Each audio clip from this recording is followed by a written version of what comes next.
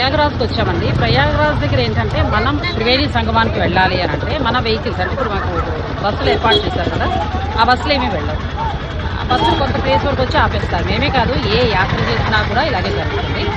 ఇక్కడి నుంచి ఏంటంటే మనం ఆటోలు మాట్లాడుకుని వెళ్ళాల్సి ఉంటుంది. ప్రయాగరాజ్లో ఇప్పుడే మేము త్రివేణి సంగమంలో స్నానం చేస్తామండి. అయితే వాటర్ చాలా రావడంతో ఏంటంటే త్రివేణి సంగమంలో ఎవరిని కూడా అలౌ చేయట్లేదు. ఒడ్డునే స్నానం చేయాల్సి వచ్చింది.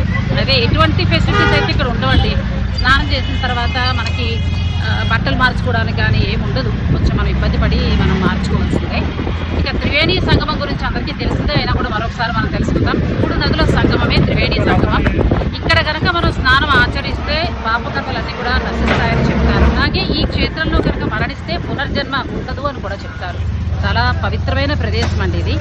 ఇక నెక్స్ట్ ఇక్కడ నుంచి మేము శక్తి పీఠానికి వెళ్తున్నాం. అక్కడ నేను మీకు టెంపుల్ అది కూడా చూపిస్తాను.